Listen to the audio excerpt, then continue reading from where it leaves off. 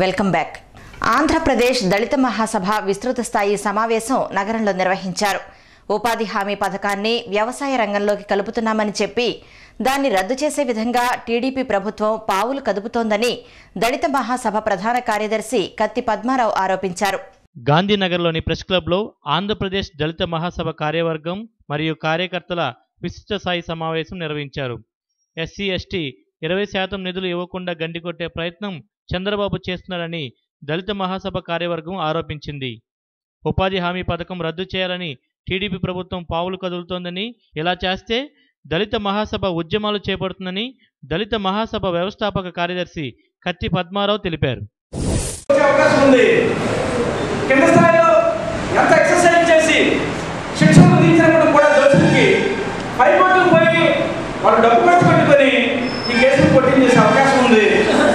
అందుచేత న్యాయం జరగదు అనే అభిప్రాయానికి ఈ కోర్టు తీర్పులన్నీ కూడా ప్రజలు నెట్టుతూ ఉన్నాయని మేము ఆ కరపత్రంలో వివరించడం జరిగింది.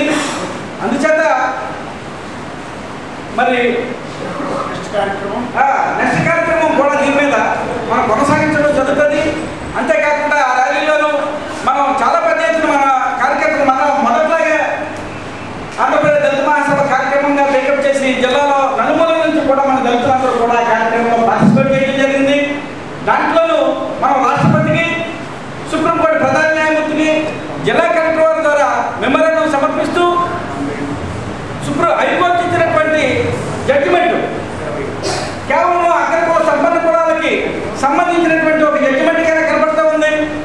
మానవ హక్కులు రద్దు చేయబడ్డాయి. అక్కడ చంపబడినటువంటి దళితులు ఎవరితో చంపబడ్డారు అనేది తేల్చుకుంటూనే సుప్రీంకోర్టు కేసును పూర్తిగా కొట్టివేయడం అనేది అది ఒక కులతత్వంతో కూడుకున్నటువంటిది. ఆ హైకోర్టు న్యాయమూర్తుల్ని కార్పొరేట్ కళాశాలలు నిబంధనలకు వ్యతిరేకంగా తరగతులు నిర్వహిస్తున్నాయంటూ ఎస్ఎఫ్ఐ ఆందోళనకు దిగింది.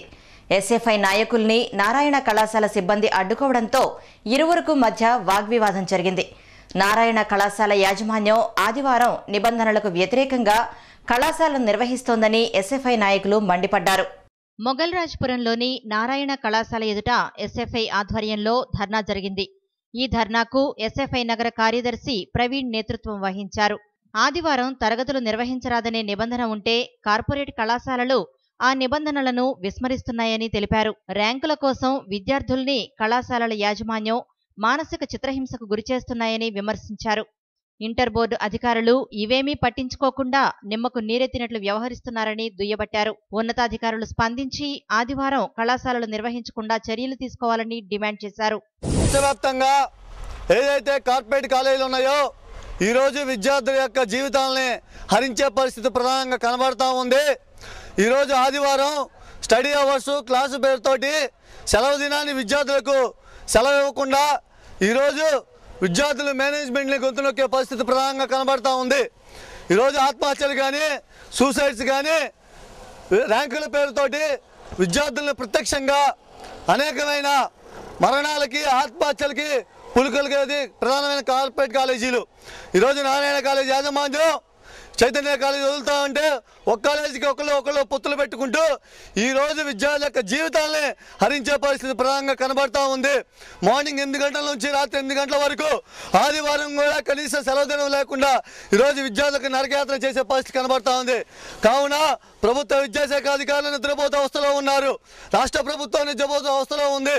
వెంటనే కనుక కార్పొరేట్ కాలేజీలకు ఆదివారం సెలవుదినంగా ప్రకటించకపోతే మిగిలిన విద్యార్థి సంఘాలను కూడా కలుపుకొని పెద్ద ఎత్తున ఆందోళన చేస్తామని సందర్భంగా కార్పొరేట్ కాలేజీ యాజమాన్యాల్ని ఖచ్చితంగా కూడా అడగడానికి వచ్చిన విద్యార్థి నాయకులపై కనుక దుష్పరిణామంగా ఇష్టానుసారంగా రౌడీలుగా గూండాలుగా పెట్టుకొని కనుక ప్రవర్తిస్తే భవిష్యత్తులో తీవ్ర పరిణామాలు ఎదుర్కోవాల్సి వస్తుందని సందర్భంగా కార్పొరేట్ కాలేజీ యాజమాన్యాలకి హెచ్చరించడం జరుగుతూ ఉంది.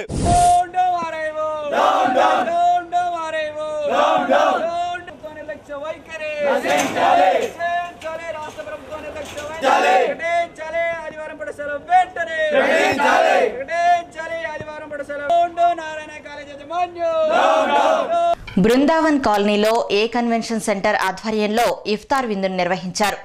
దివ్య ఖురాన్ మానవులందరికీ మార్గదర్శకమని, దైవ గ్రంథాల సారాంశం అంతా ఒకటేనని తూర్పు ఎమ్మెల్యే గద్దె రామ్మోహన్ తెలిపారు. దివ్య గ్రంథం ఖురాన్ మానవులందరికీ మార్గదర్శకమని ముస్లిం మత ప్రబోధకులు ముస్తాద్ అహ్మద్ అన్నారు. బృందావన్ కాలనీలోని ఏ కన్వెన్షన్ సెంటర్లో ఎండి హయత్ హుస్సేన్, ఎండి ఖాజాల నేతృత్వంలో ఆదివారం రాత్రి ఇఫ్తార్ విందు నిర్వహించారు. కార్యక్రమంలో పాల్గొన్న ఎమ్మెల్యే గద్దే మాట్లాడుతూ రంజాన్ నెలలో దివ్య ఖురాన్ అవతరించిందని, అందుకే ఈ నెలకు ఎంతో విశిష్టత ఉందన్నారు. దైవ గ్రంథాల సారాంశం అంతా ఒక్కటేనని, మానవులంతా దైవాన్ని నమ్ముకోవాలన్నారు. సంవత్సర కాలంలో అత్యంత పవిత్రమైన మాసం. ఏ మత గ్రంథమైనా ఒకటే చెబుతుంది, సంవత్సర కాలంలో ఒక్క నెలపాటు మనం ఉపవాసాలు చేస్తే ఆ ఉపవాసాల ద్వారా మన శరీరంలో మనం రక్షించుకోవటమే కాకుండా, మన ఆరోగ్యాన్ని పరిరక్షించుకోవటమే కాకుండా, మన మనసును ఉల్లాసపరచుకోవటమే కాకుండా తోటివాడి ఆకలిని తెలుసుకోగలుగుతాం. ఎప్పుడైనా ఈ సమాజంలో ఎదుటివాడు ఆకలితో ఉన్నాడనే భావన మనకు కలిగినప్పుడు మనకి ఉపవాసం ద్వారా ఆకలి బాధ తెలిసిన వ్యక్తిగా వారికి సహాయపడతాం. ఇవన్నీ మత గ్రంథాలు ఏదైనా అందరూ చెప్పేది ఒకటే మాట, తోటివాడికి సహాయం, మానవ సేవే మాధవ సేవ. ఈ ఖురాన్ యొక్క పవిత్ర గ్రంథంలో కూడా అలాంటి విషయాన్ని చెబుతోంది. అందుకే దీన్ని పవిత్ర మాసంగా ఉన్నారు. ఈ మాసంలో మన భారతదేశం లాంటి దేశంలో అనేక మతాలు సహజీవనం చేసే ఈ దేశంలో అందరూ కూడా సమైక్యంగా ఉండాలి, బాయిగా ఉండాలి అని ప్రబోధించే ఈ దేశం అత్యంత ప్రజాస్వామ్య దేశం. ఈ దేశంలో ప్రతి ఒక్కరు కూడా రంజాన్ శుభాకాంక్షలు తెలియజేస్తూ ఆ అల్లా ఏదైతే చెప్పాడో ఖురాన్ గ్రంథం ద్వారా ఆ విషయాలను మనం ఆవరణ చేసుకొని తోటివాడికి సహాయపడే విధంగా ముందుకు వెళ్ళాలని మనస్ఫూర్తిగా కోరుకుంటున్నాను. ఈ రోజుల్లో చిత్రంతో సినీ ఇండస్ట్రీలో తనకు నటిగా ఎంతగానో గుర్తింపు వచ్చిందని వర్ధమాన సినీ నటి విష్ణుప్రియ తెలిపారు. దర్శకులు మారుతి చిత్రాల్లో అశ్లీలత ఉండదని, అది కేవలం దుష్ప్రచారమన్నారు. ఇండస్ట్రీలో తెలుగు అమ్మాయిలకు ప్రోత్సాహం బాగుందని నగరంలో కాజు హౌస్ ప్రారంభోత్సవానికి విచ్చేసిన విష్ణుప్రియ డి న్యూస్తో పేర్కొన్నారు.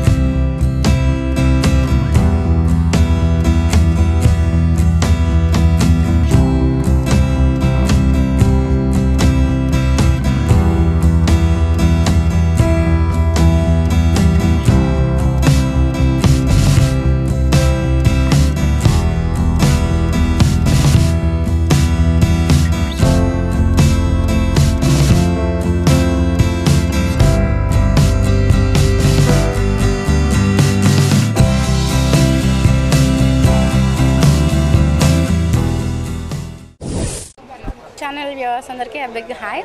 నా పేరు విష్ణుప్రియ. నా ఫస్ట్ మూవీ ఈ రోజుల్లో అప్పటి నుంచి ఇప్పటి వరకు నన్ను చాలా బాగా ఆదరిస్తున్నందుకు మీ అందరికీ thank you. Actually I always grateful to you people because అంటే తెలుగు అమ్మాయిని, విజయవాడ అమ్మాయిని అయినా కూడా నన్ను ఇంత బాగా సపోర్ట్ చేస్తున్నారు. మీ ఎంకరేజ్మెంట్ ఎప్పుడు నాతో ఉండాలి.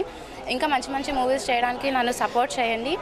అండ్ ఇంకా నేను ఇప్పుడు అప్కమింగ్ ప్రాజెక్ట్స్లో నేను బి గోపాల్ గారి డైరెక్షన్లో గోపిచంద్కి సిస్టర్గా చేస్తున్నాను. అండ్ తమిళ్లో ఒక ప్రాజెక్ట్ చేస్తున్నాను. తమిళ్లో కూడా ఎంట్రీ ఇచ్చేసాను. సో మీరందరూ కూడా నన్ను డెఫినెట్గా అంటే తమిళ ఇండస్ట్రీ కూడా అలానే ఉంటుంది అని నేను కోరుకుంటున్నాను. తెలుగు ఇండస్ట్రీ చాలా బాగుంది బికాజ్ నేను తెలుగు అమ్మాయిని కాబట్టి చాలా సాంప్రదాయంగా చూసుకుంటున్నారు. పర్టికులర్లీ నాకు డ్రీమ్ రోల్ అంటూ ఏదీ లేదండి. ఇప్పటి వరకు నేను ఏ క్యారెక్టర్ చేసినా కూడా మీరందరూ కూడా చాలా బాగా రిసీవ్ చేసుకున్నారు. ఇంకా నెక్స్ట్ మంచి క్యారెక్టర్స్ చేసినా కూడా నేను ఎలా అంటే ఒక తెలుగు అమ్మాయి ఇలాంటివి చేస్తుంది అనేది కొంచెం ఛాలెంజింగ్ రోల్స్ అలాంటివి చేయాలి అని ఉంది. పర్టికులర్గా డ్రీమ్ ప్రాజెక్ట్ అంటూ ఏదీ లేదు.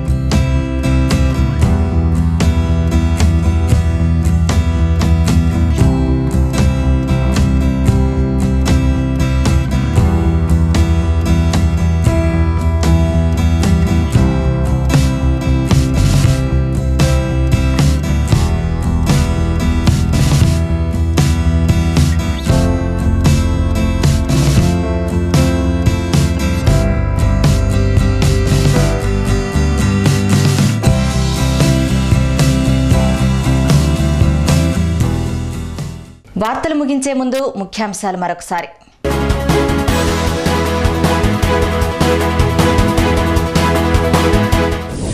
త్వరలో నగరానికి సూపర్ స్పెషాలిటీ హాస్పిటల్ స్పష్టత ఇచ్చిన వైద్య శాఖ మంత్రి కామినేని.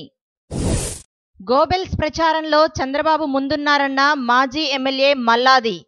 అశోక్ బాబు టీడీపీ కార్యకర్తలా మాట్లాడుతున్నారని విమర్శ. నిబంధనలకు వ్యతిరేకంగా తరగతులు నిర్వహిస్తున్నారని ఎస్ఎఫ్ఐ ఆందోళన.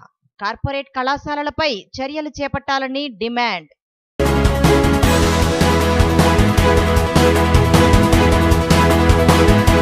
ఈ వార్తలు ఇంతటితో సమాప్తం. తిరిగి నెక్స్ట్ బులెటిన్లో మళ్ళీ కలుద్దాం. అంతవరకు సెలవు. నమస్కారం.